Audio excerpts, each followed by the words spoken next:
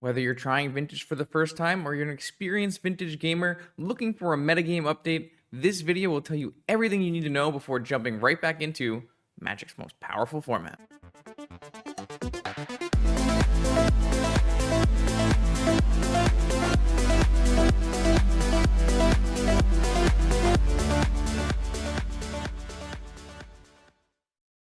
Welcome back to new and returning Vintage gamers. It has been over 9 months since I last did a metagame update. So in this video, let's go over all the decks you're likely to see in a Vintage tournament, how they function, and what they are doing in the current metagame.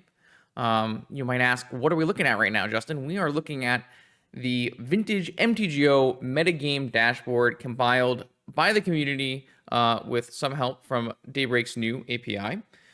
This is 120,000 matches of Vintage since 6/1/21. 6/1/21 being the printing of Modern Horizons 2 onto Magic Online. This is a very large data set and probably one of the best ways that we can look into what's going on in the format. So what I'm going to do is I'm going to narrow our data set down a little bit here. I'm going to go with 6/23/23, so almost a full year ago, was the printing of Lord of the Rings on Magic Online, and a fairly big deal for Vintage, the printing of Lorien Revealed and Orcish Bowmaster and the One Ring. Well, all three of these cards made significant changes to the way the Vintage landscape is currently situated. And I think it's definitely worthwhile that we now do a full metagame update on what's going on in the format. I'm going to take you sub-archetype by sub-archetype here, deck by deck.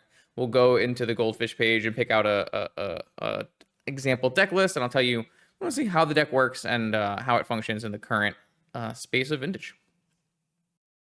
Let's start from the top with shops or workshops. These are decks based around the card Mishra's Workshop, powerful Vintage staple, a pillar of the format, some might say, and has actually seen somewhat of a shift in how those decks are built in recent years.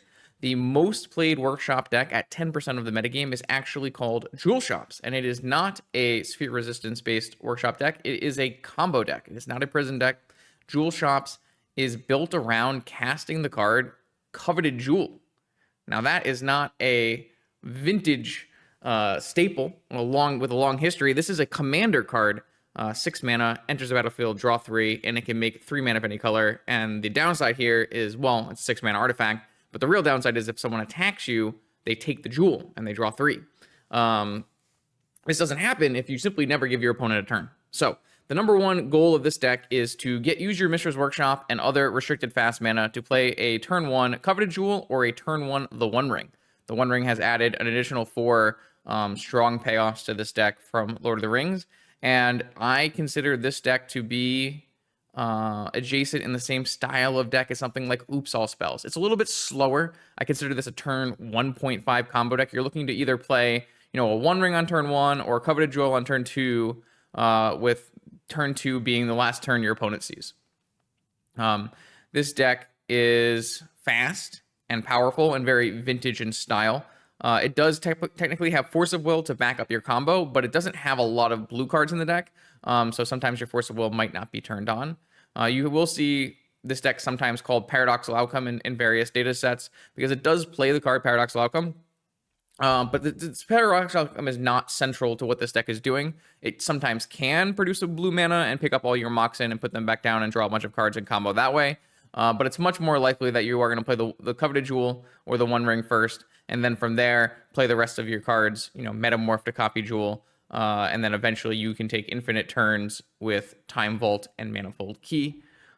This deck is as strong and as played as it is in large part to Urza Saga being a solid backup plan. One of the downsides of playing a deck like Oops All Spells, a turn 1.5, turn 1, turn 2 combo deck, is that once you have exhausted all your resources in an attempt to combo, it is very hard to produce a viable path to victory afterwards. And this deck has a viable path to victory afterwards by playing 4 Urza Saga in its lands. You're going to have a lot of artifacts, so your construct tokens will be very large. And so if your opponent has a hand entirely of counter magic, Force of Wills, and Mindbreak Traps, and they counter all your One Rings and Jewels, it's okay, because if you have an Urza Saga, you can make some constructs and kill them with your plan B. This deck is pretty strong. Usually a deck that hovers a little bit above 50% win rate. It is a deck that can be answered pretty easily by cards like Null Rod. Null Rod is a very strong answer to this card, or just simply playing a lot of counter magic with answers to Urza Saga in your deck. You can end up with a good matchup versus Jewel. Traditionally, the more played Workshop deck is called Sphere Shops now. Workshop Prison, Golos Prison, Aggro Shops, Ravager Shops, all of these various, small level decks have all been grouped into what we're going to be calling Sphere Shops. And so these are all decks that have Sphere Resistance as the main way to slow down your opponent. Here you can see we have an archetype called Prison Shops. This is definitely one way to build it. One of the main reasons we've merged all of the different sphere-based workshop decks together is because they're starting to play a lot of similar cards. So even if you're a more prison-oriented list or a more aggro-oriented list, you still will often include Patchwork Automaton and Nettlesys, recent printings that are just the strongest things you can do off your Workshop 3 artifact mana. So this is an example list. I think one of the bigger reasons that this deck can see a lot of play nowadays is it actually can play Null Rod in it. By using Workshop, you don't actually care too much if your Moxen and other cards get turned off. It typically is going to hurt someone like Jewel a lot more to have a Null Rod in play. So Sphere Resistance, spells cost 1 more, alongside Thorn of Amethyst, non-creature spells cost 1 more, and Trinisphere spells cost 3, inside of a Wasteland Shell, where you're playing threats that don't care too much about Sphere Resistance. If your Patchwork Automaton costs 1 more, it's the same as 1 Mishra's Workshop tap. Crucible, Worlds, Wasteland, Loops, those kind of things. And of course, this can be built in a variety of ways. This one that you're looking at right now is a more prison-oriented list that's playing things like Golos to help you find Urza Saga, Wasteland, Strip Mine, Caracas, Inventor's Fair, those kind of cards. Or you can play more aggro-oriented cards, Chief of the Foundry. Arcbound Ravager doesn't see very much play anymore because you really want to be a Null Rod deck, but you can definitely slant this deck to be more aggressive. And then, of course, there's a bunch of other Workshop decks, things like KCI and those kind of decks, but you don't see them too much. Sphere Shop's still around 7% of the metagame, but it hasn't really fared super well into the current top metagame players. I do think it has some legs against very specifically Lura Saga decks that are built to play blue-black. Blue-black Lura Saga decks don't have the answers that white provides, which can mean things like a Wormcoil Engine might even be very strong. I typically view Sphere Shops as a very playable deck, but more metagame call than it has been in the past. A lot of Workshops cards have been restricted because in the past, Workshops has been a dominant archetype. Huge 60% metagame win rates and large 20+ metagame percentage shares. Workshop was maybe the only or the best part of playing Vintage for quite a long time, and so you'll see lots of cards got restricted from that time period. You had things like Chalice of the Void, used to be a 4 of Trinisphere. Those are both restricted. Mystic Forge is restricted. Thorn of Amethyst is a big one that people might advocate nowadays to be unrestricted. These sphere-based workshops you can see are struggling in the historical context of Vintage, and even just in general, a 48%, slightly below 50% win rate is nothing to be super happy about. So while these decks are not at the top of the metagame right now, these are historically powerful decks and decks that do have interesting metagame applications and are can find a good weekend here and there. One thing that you'll constantly hear me talk about Vintage is that Vintage is a rotating format, not in the sense that the cards rotate, but the best deck rotates. And week to week on Magic Online, decks can typically be answered due to the large card pool. If a deck like Jewel is the best deck, you can answer it with Null Rods. If a deck like Dredge is the best deck, you could answer it with Leyline of the Voids. And typically the format rotates around, someone takes an answer for A, and then B becomes the best deck, and someone takes an answer for B, and then C becomes deck, and then A becomes the best deck again. I outlined an example rotation on Twitter at one point, But it's not exactly that much anymore because Lurrus Saga decks are very, very strong and continue to be a pillar at the top of the metagame. But that kind of rotation does still happen to a smaller degree. And just recently, I mean, even last week, Prison Shops had a very, very good weekend. Of the 4 challenges, it put up like a near 60% win rate and had a bunch of really good matchups. So it's, Vintage can be pretty matchup dependent. And so it's always good to know what these decks are and how to utilize them into a metagame. After workshops, we move to the second major pillar of the format, Bazaar. As you can probably tell, Bazaar decks are about Bazaar of Baghdad, another pillar of the format, a land that taps for 2, draw 2, discard 3, and fuels various graveyard-based strategies. The most common one you will see right now, 7% of the metagame, is Dredge. Historically, the go-to Bazaar deck. Dredge is depending on how you really want to look at it, it could be a combo deck, it could be an aggressive tempo deck. It's a little bit tricky to evaluate because Dredge is not Magic in the typical sense. You are going to mulligan for your Bazaar of Baghdad using Serum Powder. You will not keep a hand most of the time without Bazaar of Baghdad in it. And then once you have your Bazaar of Baghdad, you're going to fuel your graveyard full of dredgers and dredge through your deck, returning things like Icarid, Prized Amalgam, Narcomoeba, and even Creeping Chill in an attempt to reduce your opponent's life total to 0. You support that idea with forces and other free spells, Force of Will, Grief, Force of Negation, Mindbreak Trap. This particular version here has Cabal Therapy, Noxious Revival to bring back your Bazaar if it gets wastelanded. Hollow One is a really strong card with Bazaar because it is always going to cost 0 after you've activated your Bazaar. Not always, but most of the time it costs 0 after you've activated your Bazaar. So you can play this as a free 4/4 on the turn 1. Very strong card to avoid, say someone brings in a Leyline of the Void Wish you, and you can no longer do your dredging. Maybe you can still deploy a Hollow 1 or 2 and back it up with Force of Will and attack for victory that way. This is the most graveyard-dependent version of Bazaar. It is very susceptible to cards that are attacking your graveyard. It's very susceptible to cards that are attacking your Bazaar. Think Wasteland, Leyline of the Void.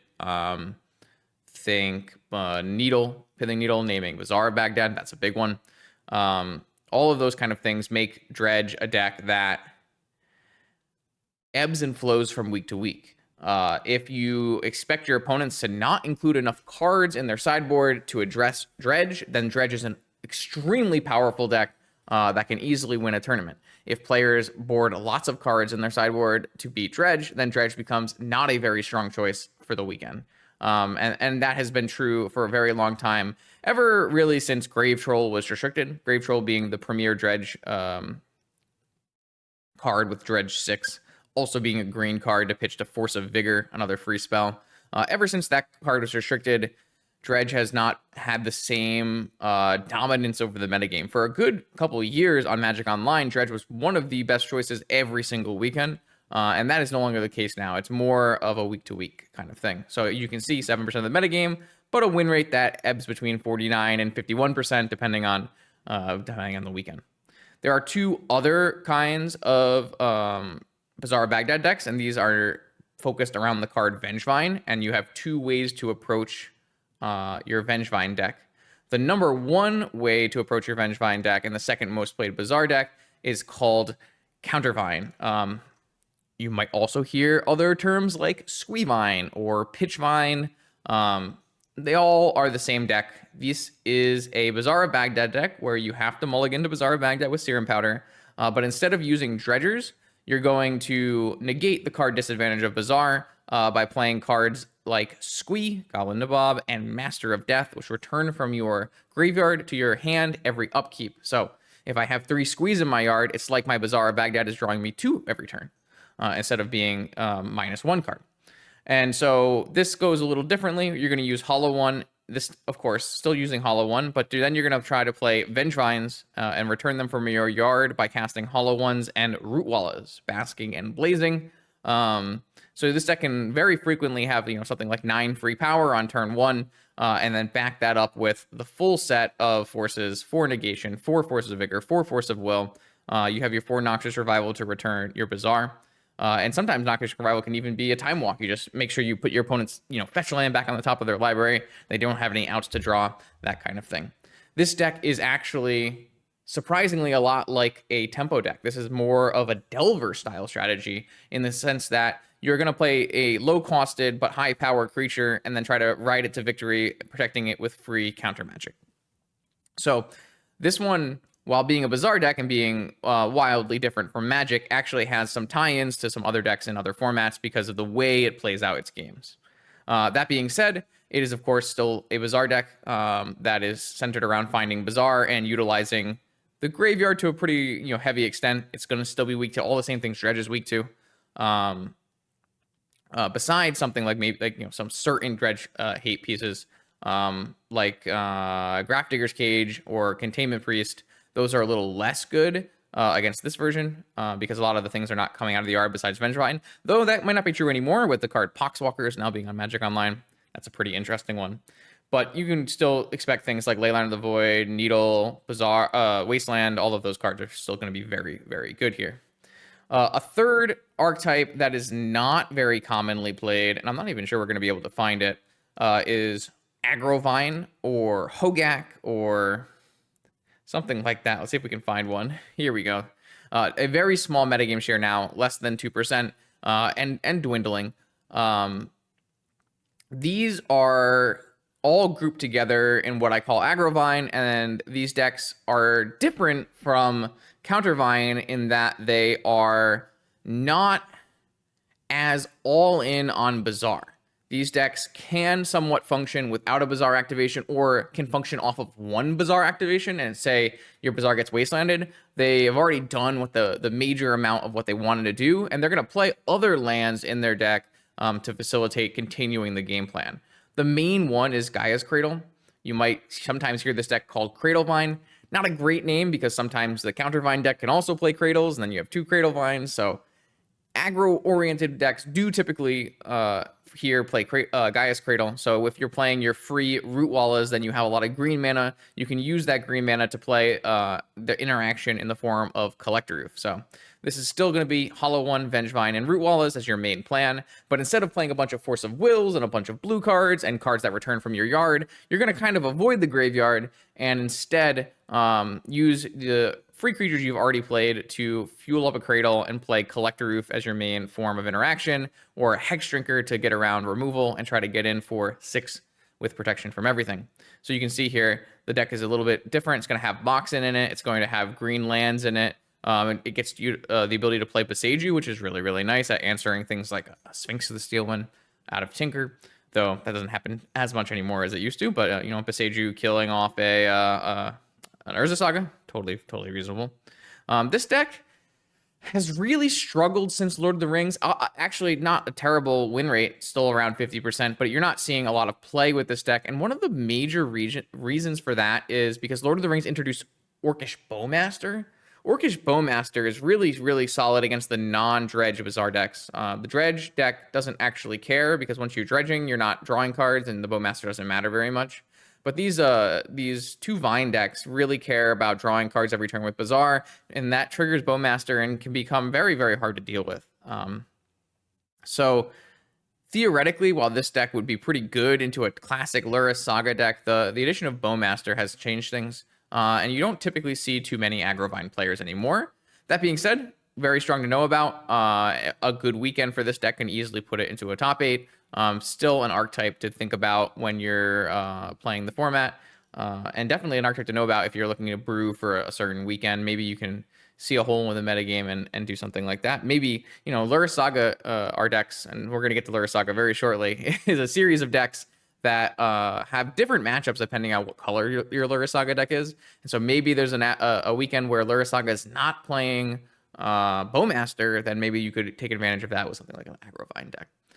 These kind of things, they change pretty often, so always good to keep that in mind.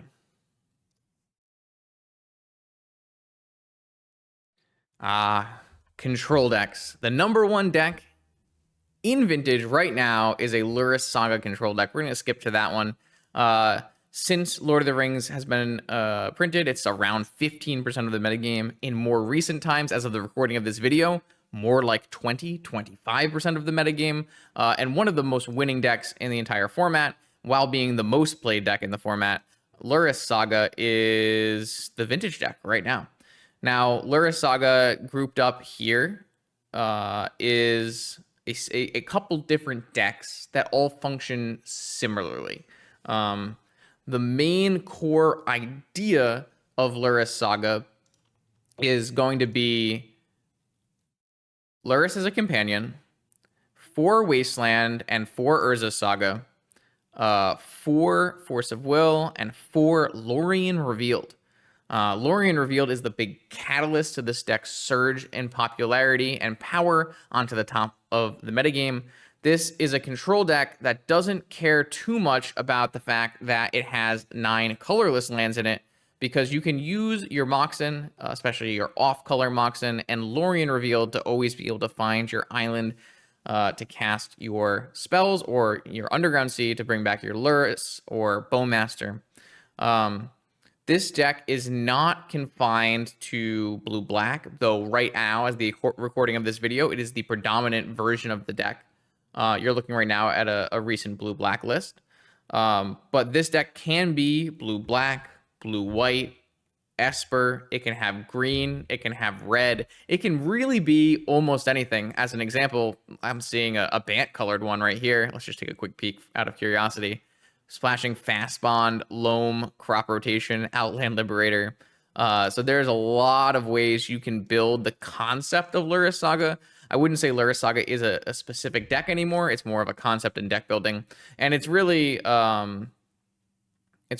based around the idea that Lorien Revealed lets you play these 2 spell lands, as some people would call them, Wasteland, Saga, Strip Mine.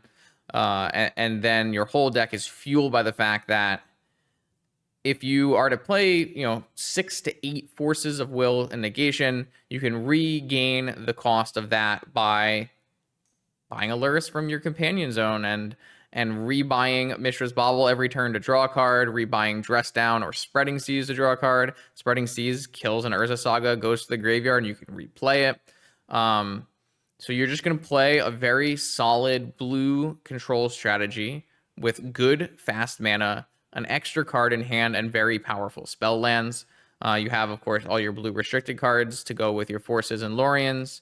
And typically the black tutors represent a really important part of the current builds of Lurrus Saga, which is these are control decks, but they have combo win conditions. You can, of course, win by attacking with your Lurrus and your Bowmaster and your Construct tokens, but sometimes, and very typically in Vintage, that might not be fast enough for what your opponent's doing. And so this deck has, 1 to 2 different combos in it. First one being the most important, Time Vault Manifold Key. If you have a Time Vault, you can untap it with your key every turn and take infinite turns. This has been a combo in Vintage for a very long time, but it is very powerful now because Urza Saga represents 4 Manifold Key tutors. So you can find your key a lot easier at a lot lower cost, and then you just need to use your Demonic or your Vampiric to go find your Time Vault. Or maybe you naturally draw it by drawing cards with Mishra's Bauble or casting Lorien Revealed, which is very achievable with Black Lotus and Lurrus. Urza Saga finds you Black Lotus. You can use that to play your Lurrus. Your Lurrus buys back your Black Lotus. You can use that to play a Lorien Revealed. You can see how all the engines in this deck work together to be a very strong blue, legacy blue style deck almost. The other combo sometimes is Orcish Bowmaster plus Time Twister. Another card you can just find off of your tutors and turn your Bowmaster into a lethal shooting machine. I don't really know how to explain that one, but this is a deck that rewards you for your knowledge in other formats of Magic. It's very much value-oriented, threat detection-oriented. Do I need to counter this? Can I let this resolve? Maybe I don't need to counter their draw spell because I have a Bowmaster. Sometimes I do need to counter a draw spell, things like that. This is a very versatile deck. It has a lot of answers. However, Something you want to notice is that this blue-black version is less versatile than other versions because it's only playing black. When you don't play something, say you play white, you now get answers to enchantments and artifacts, and you can have containment priests. You can have Swords to Plowshares, which hits more targets and removal. So the way these Lurrus decks are typically exploited by brewers is you're trying to look at what are their answers and where do their answers line up. A common example is that this version of Lurrus here doesn't actually have a way to really beat a Wormcoil engine. You have to counter the Wormcoil engine, but after that, what do we even do? We have to combo kill because we're not going to be able to get in a different way. That's just a basic example. It's not going to apply to all Lurrus Saga decks. That's just a way you can look at it. What is the Lurrus Saga deck playing as its answers, and which threats line up into it? Vintage is a huge format with tons and tons of cards. And there's always a good answer to what someone is doing. So just something to think about. Let's just show off a couple other different varieties of Lurrus Saga here. Here's a prelim with Not-Me's Esper version. So this is a version that keeps the Orcish Bowmaster and it keeps the Twister combo, but it also chooses to play white, so that has Swords to Plowshares, Containment Priest, Stony Silence as an answer to something like Jewel combo. White gives you answer to something like main deck Seal of Cleansing that can hit Urza Sagas on the opposing side, can hit artifacts of variety, maybe even kill constructs, and you can return it every turn with Lurrus. But the options are not limited. You really probably have to play white or black so that you can play your Lurrus, but besides that, there's a variety of different things. You can splash red, play Underworld Breach, you can splash green and play Haywire Might, Loy from the Loam. So Lurrus Saga is your dominant control deck in the format, your dominant deck in Vintage, large meta share, high win rate, always something you will play in every tournament. So definitely take a look at the different builds that people are playing from week to week and see what's going on. There are some other people playing a small amount of blue control decks. This is under Jeskai, but it's more, how do I put it? Pyroblast, Swords to Plowshares control. It has a high win rate, but it's a very, very low play percentage, and its high win rate is mostly because it's not played very much, and the people who are playing it are extremely powerful wizards who have very high win rates on Magic Online, some of the best on the platform. We'll go take a look at it just so you're aware of what's going on. Though I'll have to find it. This is not it. This Jeskai control is not it. So what I'll do is I'll go search exactly the user's name, Unlucky Monkey, and let's go look at one of the lists that are under 4-color tempo. So as you can see, not exactly a Jeskai list at this point, but this is a kind of a sample of what we're looking at. We're looking at a Swords to Plowshares based control deck that is not playing Urza Saga. So this deck is still playing Wasteland, and it is still, but it's not playing Lorien Revealed. It's not playing Urza Saga. So it's very distinctly different from that. This one is going to, almost very typical blue control deck. It's going to use Expressive Iteration and Questing Druid as a pseudo Expressive Iteration as ways of card advantage to supplement, things like Ponder and Preordain, playing threats like Ragavan and Dreadhorde Arcanist. This one's playing Wrenn and 6. The reason this deck ends up in Jeskai is because it's very much the same deck that this player has been playing for a very long time. Let's just go back a little bit here. So here is a more Jeskai oriented version with no Wrenn and 6s. It's basically casting Questing Druid for the Seek the Beast red spell half, and then sometimes you have one Tropical Island, you can actually cast it later in the game, or maybe you cast it off a treasure. But basically a Lurrus control deck centered around blue spells and Swords to Plowshares. This deck is kind of divisive in the community. Most players don't think this deck is super strong, but there just happens to be one player who's winning a lot on Magic Online with it. I'm somewhere in the middle. I don't really, tend to gravitate towards that deck, and I find it to be extremely hard to play, and the fetching and the mana base is very awkward. But this win rate is nothing to scoff at. So, and players who like to play control will gravitate to this kind of deck, no matter how good it is in any format. This is true in Modern, and it is true in Vintage.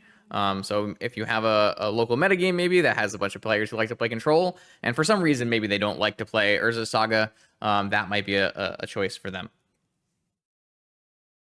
Combo, combo, combo. Vintage is the home of combo, and there are a wide variety of choices. Even so much to say that some combo decks end up in other categories because there are so much combo. And even, we talked about Lura Saga as the control deck, but even that's a combo control deck. You'll notice a lot of decks in Vintage tend to take on a lot of characteristics of combo and control, and then you have to just adjust it to whatever game and whatever matchup you're playing. That's just the kind of what happens when you start to play these, powerful blue spells that have been existing in Magic for a long time. So let's go over some of the more combo-oriented versions of the decks. Number one being Doomsday. Doomsday is probably the highest meta share combo deck in the format, something between 5 to 7% of the meta share usually, and win rate is fluctuating. It's usually somewhere between 50 and 52%. Vintage Doomsday is a complicated deck, but not as complicated as the Legacy version of the deck. And the reason for that is that you have some powerful draw spells that let you win on the same turn. So for those who don't know, Doomsday, black, black, black, search your library and graveyard for 5 cards, exile all of the other cards, you put them on top of your library in any order. So in Vintage, typically, you will make your Doomsday pile, and then you'll break into it with a draw spell. Your top of your library will probably be an Ancestral Recall, or maybe a Gush, 0 mana draw 2, 1 mana draw 3. And then you'll get your Black Lotus, and you'll cast your Thassa's Oracle, and you'll win the game. Sounds simple. A lot of the times it's not that simple, just because there are people interacting with you on the other side. You have to face Dress Downs and Flusterstorms, and maybe they wastelanded your land after you cast Doomsday, or so on and so forth. Maybe you had to make a pass the turn pile, you couldn't crack in right away, and then they played a Sphere Resistance, and now all your spells cost 1 more. How does that affect your combo pile? This is a blue-black combo deck. Very strong combo deck, but it's also worth noting that this is a blue-black cantrip deck. This is 4 Preordain, 4 Ponder, since the unrestriction. So this deck, if you don't pressure it, it can play a long game with cantrips and set up the perfect hand and combo kill you slowly. But if you put a pressure on it, it also has the ability to play a turn 1 or a turn 2 kill. I would say in general, it's more of a turn 2, turn 3 combo deck. But anyone who's watched my stream knows that Doomsday is more than capable of drawing hands that kill you on turn 1. That's what it is. It's a dark ritual. Make 3 black mana for 1 mana. Play all the good blue cards. Combo oriented deck. It is in a weird place because the Ponder unrestriction has absolutely helped the deck. You're seeing a slight increase in win rate ever since the Ponder unrestriction has happened. The weird part about this deck is it doesn't fare super well into Lura Saga, very specifically the blue-black Lura Saga, which is dominating the format right now. But even with blue-black Lura Saga being 15-20% of the metagame, this deck still continues to put up those low 50% win rate numbers, 50, 52, 50, 3, sometimes even higher depending on which week. Which is pretty surprising to me. What the data seems to look like is that this deck seems to beat every deck that's not Lura Saga, which can be an interesting dichotomy where this deck is good against a lot of the field, but not good against the biggest part of the field. But the biggest part of the field is only, say it's 20% of the metagame, that's only 1 in 5. So if you're beating the other 80% of the metagame and you're losing to the most played deck, might be worth it. This is probably the go-to combo deck for most combo players. Like I said, don't be so scared. Legacy, there's this spreadsheet and Word documents of thousands of characters long about how you need to make this piles and that pile. In Vintage, it's a lot simpler. Most of your time you're doing Ancestral or Gush. Sometimes you're doing Time Walk. And you have a lot of ways to find your combo and execute your combo in a very quick manner. The other deck, large percentage of the combo field is Breach, 3% of the metagame. Breach is not exactly one deck because Breach can be built in a variety of ways. It's not decided the best way to build Underworld Breach, and Underworld Breach in itself, the combo is very splashable. So I'll show you a couple of varieties of the deck. This is one of the ways you can build Underworld Breach combo. This is going to be Luris Breach with no Paradoxical Outcome. Oh, so this one is Luris Breach with Paradoxical Outcome. See? This is a Luris deck, but it's not a deck with plays Wasteland, which very much separates it from Urza Saga. From Luris Saga, because there's no Wastelands in this deck. But instead of playing Wastelands, you play 4 Dress Down. Dress Down is going to destroy constructs, so you don't actually care about opposing sagas as much. And your sagas are very strong. The reason your sagas are very strong is because your saga fetches Black Lotus. Black Lotus is one of your combo pieces along with Underworld Breach. If you have an Underworld Breach, a Black Lotus, and a Brain Freeze, you Brain Freeze yourself over and over again until you have your whole deck in your graveyard, and then you Brain Freeze your opponent over and over again until they have 0 cards, and then they either draw for turn and lose, or that you cast Ancestral Recall targeting them and they lose. That is the main combo that this deck wins with: Underworld Breach, Black Lotus, Brain Freeze. But the nice part about this version is it's going to opt into the Luris shell, and it's also going to opt into a Paradoxical Outcome shell. Paradoxical Outcome, a classic at this point, vintage combo. Basically, this card plays extremely well with Moxen. This deck is going to play full off-color Moxen, Mana Crypt, Soul Ring. Basically, if you have enough Moxen, this PO is going to not cost you any mana, and sometimes it will cost you, it'll net you mana, and you'll draw a card for every Moxen. You pick them up, you put them down, and you draw through your whole deck that way. You can win with Time Vault and Manifold Key, and attacking with Constructs, or maybe Underworld Breach, Brain Freeze kill. This is just one way to build this deck. You can build this exact same deck here, but without Paradoxical Outcome. You can focus more on counters and tutors and those kind of things. Focus more on the breach kill. Sometimes these decks play 2 breach, 1 brain freeze. Sometimes you play 3 breach, 2 brain freeze, 1 breach, 1 brain freeze. Those are all numbers that people have tried. And that would also be a Luris deck. Or you can forgo Luris entirely and play a more combo-oriented, more powerful all-in version here of Tinker. So you can see how it gets confusing to have a Tinker have its own space, but it also breaches sometimes Tinker. It's tough, because if you want to break these deck down too much, then you end up with too small of a metagame, too small of data to be worthwhile. But if you want to put them all together, maybe you lose some nuance in there. So this is a Tinker Breach version. You're going to still see Urza Saga Underworld Breach combo. Here you're seeing 3 Breach, 2 Freeze. But what this version is going to do is, instead of playing Luris, you do a quick swap and you play Tinker, restricted, search for an artifact by sacking an artifact, and you're going to put Bolas's Citadel in play, which basically lets you cast your entire deck off the top of your library. There is obviously some variance to that, because you're paying spells for life. So if you have lost too much life, or maybe you hit a spell you can't cast, those kind of things happen. But for the most part, if you Tinker into a Citadel, you're more often than not going to win the game on the same turn as the time you Tinkered. So very similar idea as the Luris deck, but instead of playing Luris, you're going to play Narset and Tinker for Citadel. Oops All Spells, not really a big factor in Vintage anymore. There was a little bit of a resurgence at one point, but Oops All Spells is very much like the Legacy variant. You are a turn 1 all-in combo deck. You play a Balustrade Spy or an Undercity Informer. You mill over your library, return Narcomoebas, and Dread return back a Thassa's Oracle. The big upside of Oops All Spells in Vintage is you get all the fast artifact mana. I won't go show you the deck list. It looks exactly what it is. I would never recommend people play Oops All Spells in Vintage.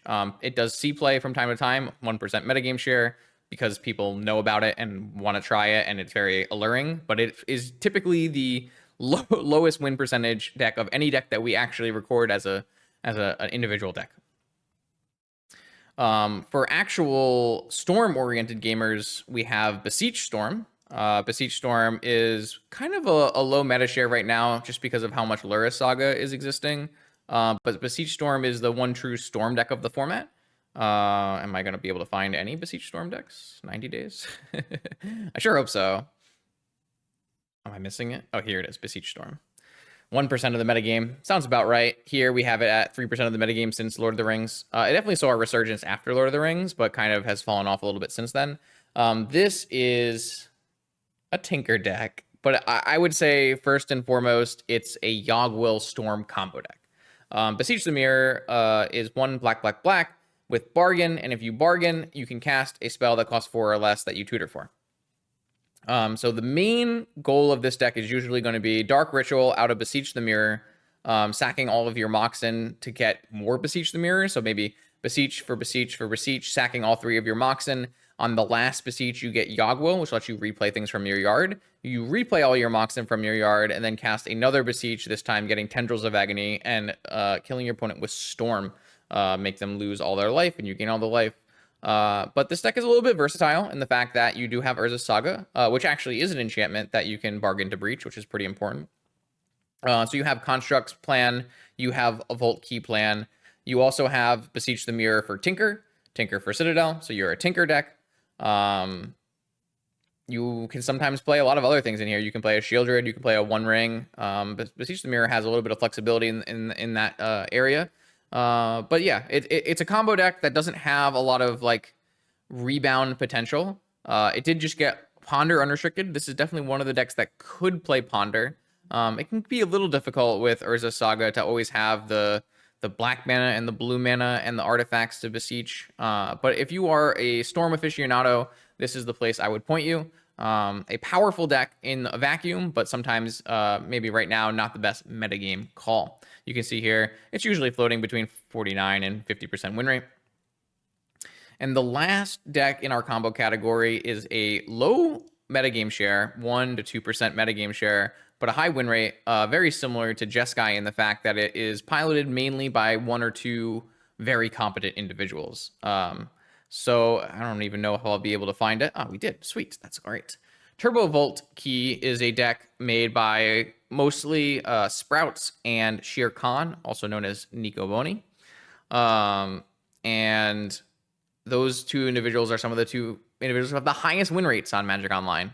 So you'll see this deck very often in top 8s because it has very powerful pilots, but it doesn't seem to pick up the same momentum as other decks.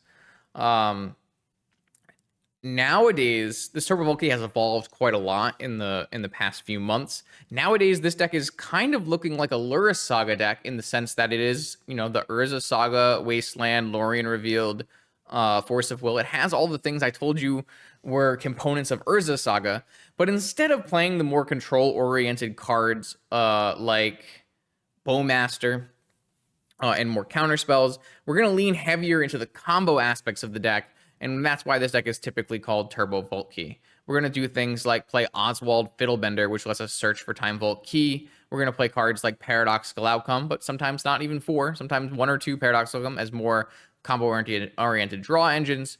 And sometimes we play Wasteland and sometimes we don't play Wasteland. The current version of this deck is basically just a Lurrus Saga control deck, except instead of leaning into control, we are going to lean into combo a little bit more. We're going to lean into toolbox a little bit more. When we play Oswald, we can play things a little bit more easier, like Nihil Spellbomb or Soul Guide Lantern or Needle in the main. It'll make our draws a little bit more disjointed. We're not going to grind as well with, less Lorien Reveals and less Mishra's Baubles. So we're basically going to sacrifice some of the consistency of Lurrus Saga, but add into some of the power level of Lurrus Saga. And that actually typically makes you more favored in the mirror sometimes. This isn't always the case. It definitely depends build to build. But I definitely have liked these kind of more more combo-oriented Lurrus decks, but that also might be some amount of personal preference. These decks do change fairly frequently with the main 2 pilots making different changes. For instance, I think Shere Khan's more recent versions actually are splashing a 4th color. They're just splashing red. Sometimes like Alpine Moon, Pyroblast. This deck used to play Goblin Engineer as a way to tutor up Time Vault Key more often. It seems like most of the decks are now playing the Wastelands, but for a while it was just 1 Strip Mine. Balance. So you can see how the card choices are a little bit different, but the game plan is pretty similar it's somewhere between like a Lurrus Saga control deck and like the Lurrus Breach combo deck. So an interesting deck, definitely a deck worth taking a look at if you like the Lurrus Saga control deck, but you want to play more powerful version of the deck. Definitely a deck that could be suited for you. And that wraps up our combo-oriented decks. A variety of decks here and a variety of power levels and positions in the metagame. So lots to choose from in that section. All right, on to DRS or Deathrite Shaman. These decks are pretty distinct from Blue Control in the fact that they are very much centered around Deathrite Shaman as the linchpin of the deck. All of these decks are very similar, but I'll try to show you at least Bug and Lurrus Deathrite Shaman. And these decks are ones that frequently float between 49 and 51% win rates, and 4 to 5% of the metagame is usually decks like this. The main reason you would want to play this deck is because it is actually very good into Dredge and Shops. Now, a lot of decks aren't good into Dredge and Shops, so when Dredge and Shops start to prey on other decks that are not as good into them, and then the Dredge and Shops decks become at the top of the metagame, then the Bug decks come out of nowhere, and all of a sudden there's Bug everywhere. But then, Bug is not the strongest deck at its core, so other decks come to beat it up. So this is a Deathrite Shaman deck. This is a mid-range / control deck. You're going to use Wasteland and Collector Oof as ways to restrict your Moxen heavy opponents. Maybe attack with Tarmogoyfs or control their draws with Leovold and Opposition Agent. You get to play Oko in this deck and really grind out any creature or permanent-based matchups. This is a deck that does very well into Bazaar because you're playing Wastelands and you're playing Deathrite Shamans to eat cards out of their yard. It's a deck that does very well into Shops because you're typically playing things in the main like Force of Vigor, destroying artifacts and enchantments, maybe Assassin's Trophy, these kind of things. And you are, of course, still a blue deck, so you get to play all your restricted blue spells and you have these powerful draws. However, when you play this deck against something like Lurrus Saga, something more tuned, more blue power-oriented decks, it can sometimes really struggle because they're casting powerful combos and you're casting Tarmogoyf. So this is definitely more of a situational deck, more of a metagame call deck. But this is a deck that if this is the kind of strategy you like in other formats, playing the more mid-range deck, the more Jund deck, this can totally work, and it can totally be worth it to put your time and effort into this strategy. It has seen less play in recent history than it has in the past. There was a point where Bug was one of the strongest decks. Even won a few Eternal Weekends, if I can recall, maybe at least one Eternal Weekend. But now it's a little bit more about picking your spots, and you see like one weekend where Dredge won all the challenges, then maybe it's correct to play Bug in the next challenge, that kind of thing. Yeah, very, very straightforward creature-based mid-range deck that is still blue, so it still has its power. You could splash red and play Ren and 6 and Minsk and Boo, but that doesn't really see almost any play anymore, basically completely fallen off. But one of the other variants of this deck that has seen play is Lurrus Deathrite Shaman. So you can basically imagine this deck, except you don't get to play Leovold, Opposition Agent, and Oko. And Oko is a big miss, but being able to play Lurrus in your deck and having access to that 8th card in your hand can definitely offset the cost of losing Leovold and Oko. It's weird because Oko is basically the perfect power level in Vintage. It's not too good because lots of games don't depend on the reasons that Oko got banned in all the other formats, like these slower creature-based attacking formats that all got ground to a halt by Oko. It doesn't really exist here. Even the creature-based decks in the format have ways of going over the top of Oko, or have a combo. So Oko is like a perfect power level for Vintage. But that doesn't mean that what that means is you don't actually need to play Oko. You can instead play Lurrus and go for that route. All right, aggro decks. There is one core main aggro deck in the format, and that is Mono White Initiative, one of the absolute most played decks in the past few years, sitting at 12% of the metagame in this data set, and a slightly below 50% win rate. Mono White Initiative entered the format with a bang, and really shook things up, because previous to Mono White Initiative, there wasn't really a deck, a Cavern of Soul creature deck that made you play removal. A lot of decks were play main deck Pyroblast. The format was very much about Bazaar, Workshop, and blue combo. And you would just skimp on removal completely and use Force of Will as your main way to interact with creatures. Mono White Initiative changed that. This is a Cavern of Souls deck, and it is a taxing deck, which makes it very hard to use Force of Will as your only piece of interaction. You do have to play removal to beat this deck. And while Initiative is a big part of this deck, I almost want to say that the name of this deck is a misnomer, because Initiative is not the main driving point of this deck. What you are trying to do with this deck is actually a little different from other aggro decks, and maybe a bit more similar to the Stompy style decks in Legacy, Mono Red, Prison kind of thing, What you're doing is you're going to utilize your fast mana, your Moxen, and your Chrome Mox, and you're going to mulligan into a hand that plays a turn 1 hateful piece typically. If you know you're up against a very controlling deck, then you will play your initiative piece. But a lot of the time, the number one thing you want to do is play Cavern of Souls with 2 Moxen and play a turn 1 Archon of Emeria. That's probably your number one turn 1 creature is Archon of Emeria. Each player can't cast more than 1 spell each turn. You've already cast all your spells. You're only going to play 1 spell each turn for the rest of the game. And your opponent's non-basic lands enter tapped, meaning they can't do anything.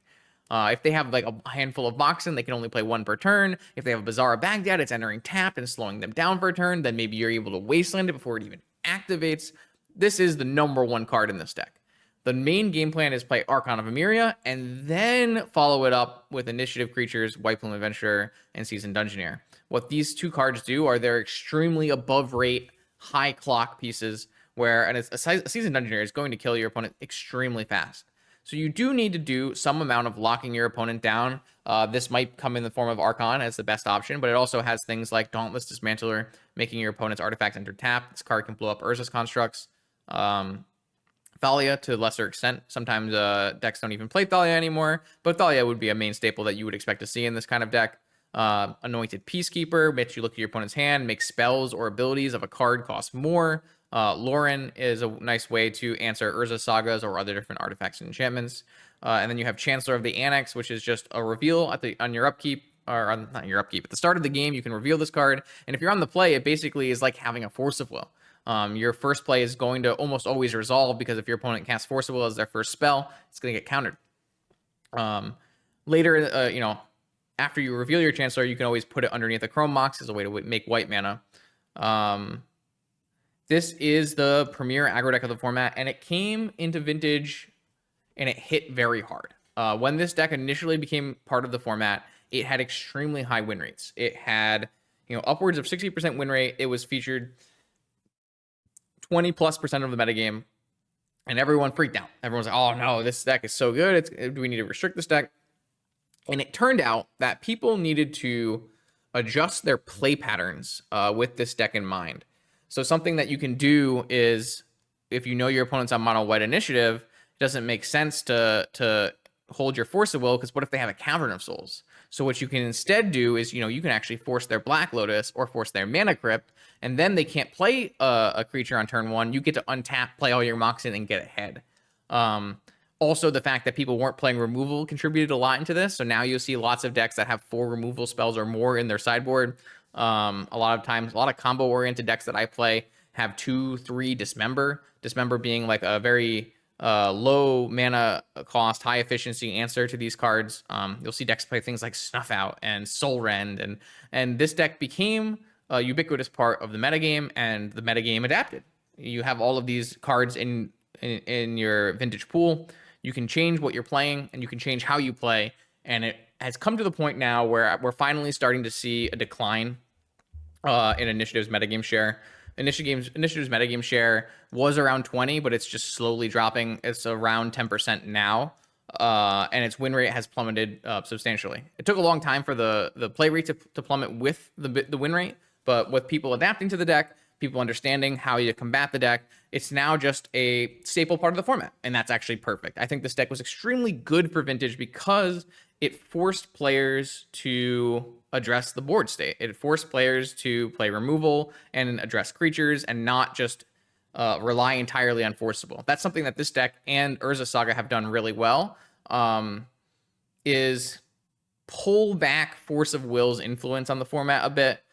Before, those 2 things were existing, a lot of the decks in the format were these tinker-oriented combo decks, and you were playing these very high-velocity stack wars.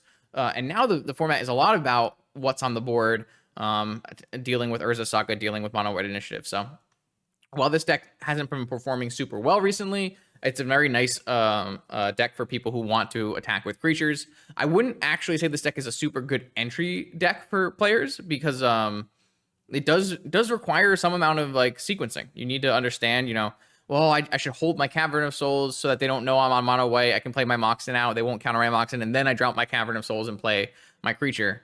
And then you also need to understand, like, what is the best taxing creature to play on turn 1 versus what my opponent is probably playing. you know, a lot of times you'll see mono white players lose because they'll just go play turn 1 white pool adventure, which doesn't stop their combo opponent at all, and their combo opponent goes, okay, that card doesn't do anything. You didn't stop me from casting my Tinker or something like that. So an interesting deck, a very good deck to have the format, and for aggro aficionados, that is your entry point. Okay, Oath of Druids, a very much a vintage special, a historical deck in Vintage that has been tracked by itself for a long time because of the fact that it has been this ever present point in Vintage, especially in paper. Players love to play Oath of Druids. It's very much a Vintage part of Vintage. Oath of Druids used to be built in a few different ways, sometimes more controlling, sometimes more combo-oriented. At this point, almost 100% of Oath decks fall under Oath and Tell, which is a deck that came to be after Atraxa was printed. Not that Show and Tell hasn't been used in Oath before, but this version of Show and Tell is very specifically because of Atraxa. Atraxa being one of the strongest creatures ever printed. 7/7 vigilance, flying, lifelink, death touch, and then also you draw, you know, 5 to 7. Not draw. You put 5 to 7 different cards of different types in your hand. That is your number one card you're going to put into play off of Oath of Druids, which is a symmetrical enchantment that is not exactly symmetrical, where if you have less creatures than your opponent on your upkeep, then you mill over until you find a creature and you put it into play. The way you break that symmetry is by playing Forbidden Orchard, tapping and giving your opponent spirits, or using Oko to turn opponent's Moxen into Elk. And that way you can always have more creatures than your opponent and flip into your Atraxa. After you flip into your Atraxa, you get to put like forces and Okos and lands and stuff in your hand. And it's very, very hard to lose, I should say. It's pretty easy to win after you have a 7/7 flying, vigilance, lifelink, death touch, and also a bunch of counter magic. This deck, typical Oath decks will play 2 creatures and then also like a Gaia's Blessing, which will shuffle cards back into your deck. And that's like what you would typically do in the past. Now, with Atraxa being a blue card that pitches to Force and also a green card that pitches to Force of Vigor, you get to play 4 Atraxas in your deck. And sometimes you get to cut this Gaia's Blessing. Some players do, some players don't. And instead, you're going to play 4 Show and Tell in your deck. Show and Tell, just 3 mana, put an artifact, creature, enchantment, land into your hand, from your hand into the battlefield. Your opponent will do the same, but your opponent is not going to be putting in something as strong as an Atraxa. So basically, this deck is a turn 1-ish combo deck. Very much a combo-oriented deck now, not super controlling. But basically, we're trying to cheat an Atraxa into play by any means possible. Sometimes we even flash an Atraxa in just to get the card draw. And then we're going to play all the restricted blue cards and black cards, all these fast mana and Moxen, so that we can do this nice and early. So this is a really cool deck. This is the deck that I top 8'd Eternal Weekend in Europe with this year. This is a deck that is very fragile, and you can exploit it pretty hard. So it's one of those decks that you want to bring on a weekend that it makes sense. This deck is historically very good against Lurrus Saga decks that are only blue-black, and historically very bad against Lurrus Saga decks that include white. The big reason for this is the white Lurrus Saga decks have Containment Priest and Seal of Cleansing and those kind of cards, where the blue-black Lurrus Saga deck doesn't really have great answers to an Oath of Druids as an enchantment, as an Atraxa, as a creature. So it's very important to pick and choose your spots. This deck, I kind of expect to see a bit of a surge in as the format kind of revolves around blue-black Lurrus Saga right now. But it's tough because, you know, while you could be good against Lurrus Saga, you might also be bad against Jewel. And if Jewel is one of your more played decks in the format, then we have to make concessions there. So maybe you do something like you play some Null Rods in your sideboard and you make your deck better against Jewel, or maybe you just don't choose to play Oath the weekend. Oath had a historic year last year, but it's basically a 6-7% metagame share now and hovers around a 50% win rate. Doesn't have anything crazy happening in terms of win rate. It's just a good choice and a powerful deck. It's a very vintage feeling deck because you're doing really strong things on turn 1 and turn 2. So Oath of Druids, Oath and Tell, a strong choice. Okay, and on to our last section of decks. These decks are separated out because for a very long time, they represented a large portion of the metagame. Now, that's not really the case. Tinker-oriented decks only consume maybe, around 8% of the metagame total. So as much as Oath in total sometimes. For a while, Tinker decks were, together 30% of the metagame. That's why they were broken up a bit. Nowadays, you don't see as much. You see 1%, 2% of each version of this deck. These decks will definitely appear from time to time, but you're not super likely to see them. And like I said earlier, they are all basically doing the same thing with just different choices around them. They are all trying to cast the card Tinker. Let's see if I can find a nice version of the deck. Here's an Esper Tinker deck. Esper Saga Esper Tinker was actually the winning deck in Europe this year for Eternal Weekend, or last year for Eternal Weekend, I might say. And this is a deck that theoretically can use for Ponder, so something to keep an eye on in the future. Even though right now it's a 2% metagame share, maybe it'll be more in the future. Basically, this deck is you tinker for Bolas and Citadel. Now you play all your broken artifact mana, you play all your broken blue cards, and you play a bunch of tutors. You're going to play Vampiric, Demonic, Mystical. Basically, you're going to up your tinker count to as high as you really can feasibly do with all the best tutors in the deck, and you're going to try to protect that with things like Flusterstorm and Force of Will. And you're going to tinker Citadel and try to win that way. You've got Time Vault, you've got Key, you've got Sensei's Top, and you've got Urza Saga.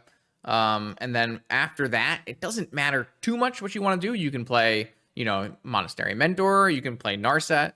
Maybe you want to be more of a Grixis-oriented deck. If you want to be Grixis, maybe you play, probably not Notion Thief, but Hull Breacher plus Time Twister and Wheel of Fortune. That's a pretty reasonable way to play the Grixis-style version.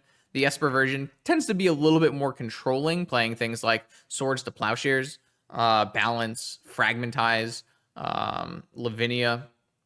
So you have lots of options. In that sense, you can go towards a different Plan B combo deck in PO. No, what I do? Don't do that.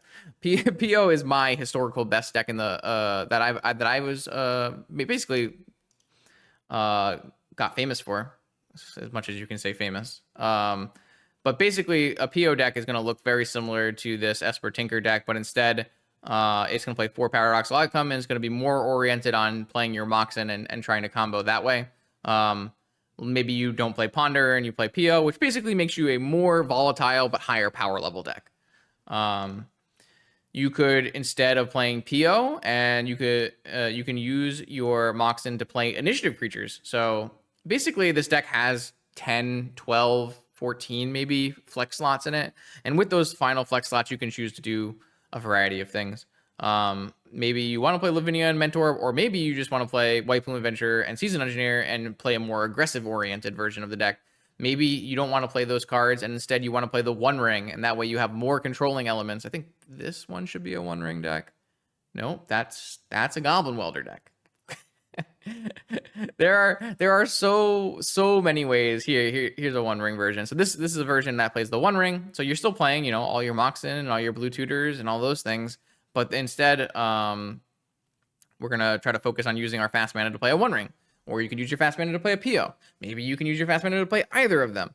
And that's kind of the joy of vintage deck building, where a lot of decks have a lot of the same pieces in them. You're gonna play your Force of Wills and your Lorians and your Ancestrals, but then how you want to approach the game and in your last 20 cards can really make it just an entirely different deck, entirely different game plans and that kind of thing. So altogether, there's a variety of different ways you can build these different Tinker decks, and they're going to equal, roughly the same amount as Oath, somewhere around 8% of the metagame share. And these are definitely decks you're likely to see in a tournament, but not one specific version of them. All right, so there you have it. All of the different decks you might see in a vintage tournament. Let's take a quick look down here at which decks, are the most played and the highest win rate. Starting from the top, Lurrus Saga, the most played deck in the format, followed by Initiative and Jewel. And then there's a big drop-off before Dredge, Sphere Shops, Oath, Doomsday, and Countervine, Bug, and Breach. I would say those are probably your main decks. And you can see that while Lurrus Saga, Initiative, and Jewel have a high share, they're the ones that are over 10% of the metagame share. These ones are still pretty heavily played. And you can look down here, and you'll see that overall, most vintage decks are somewhere between 48 and 54% win rates. A lot of players will tell you this is a balanced format.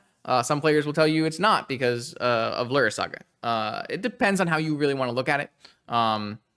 Typically in the past, when decks go over 55% win rate as the highest play deck, WotC takes action. That is a historical precedent for a line, but it's not the end all be all. Put it that way. And there's basically, there are some other decks that are lower play rates that are higher win rates than Lura Saga, but they're not played anywhere close to the same number of times as Lura Saga is played. They're playing 9 times less. So yeah, I typically think any deck that I've talked about today, especially any deck that is 2% of the meta share or higher, has the capability of winning a tournament, and I think that's a huge thing to think about. Any of these decks have the requisite power level to win a tournament. It's whether or not you can do it consistently, whether or not it's the right meta for the deck. All of these things play a factor. Like I don't think anyone is really going to say that decks like Dredge or Initiative are not vintage level decks, are not vintage power level decks, even though they're below 50% win rate, 48.8 and 49.1. These are just pretty normal numbers of variance. You don't really want to get tied down too much in the numbers, especially when you think of the fact that these aren't the highest data shares. Like, this is only 36,000 matches. And so even for a deck with Lurrus, where's Lurrus? Even for a deck like Lurrus, which is, almost 1,000 players, 5,500 matches, the confidence interval here is 1.3. And what that basically means is you can be 95% confident that the true win rate falls plus or minus 1.3% of the win rate shown here. So Lurrus Saga might be 56% win rate, or it might be 53% win rate. And that just is a variance based on how little data we have, right? And so once you start going down into things like Jeskai, so Jeskai right now, 55% win rate in the data looks really good, but it has a confidence interval of almost 4. So maybe it's as high as 59% win rate. Maybe it's as low as 51% win rate. And once you start straddling that line, like, let's see, Dredge right now is below 50%, but it has a 2% confidence interval. Maybe it's actually above 50%, or maybe it's even lower than 50%. I just want to stress that these numbers are guidelines that you should use, but not, hard fought truths. So basically all of the decks here, besides something like Oops All Spells, once you hit these lower things that I pretty much avoided giving you deck lists for, those are the ones you probably want to avoid unless you're like, you're experimenting, and that's totally fine as well. So yeah, lots of different choices that you can play in Vintage, and lots of different things that you can use to win a tournament. Hopefully this video gave you a nice new perspective on what's being played in Vintage, how well it's doing, how to actually play the deck if you want to try it out for the first time. If you are looking for help in getting into the format, the community is one of the most welcoming in all of Magic. If you join the Vintage Discord and ask questions there, people are more than willing to help give you advice and what direction you go. When people ask me what deck they should play, I typically try to point them in a direction of decks that use their love of other formats and things like that. Like if someone says they like to play Delver in Legacy, I'll tell them that, well, Countervine is probably the one that has the most similar play style to Delver, but you might also like Lura Saga because it's, a very winning and blue controlling deck. For the most part, Vintage decks have these analoguses into other formats, but sometimes, it can be hard to equate your skills in other formats when you're trying to transition into, I don't know, something like Dredge, which plays a totally different kind of Magic.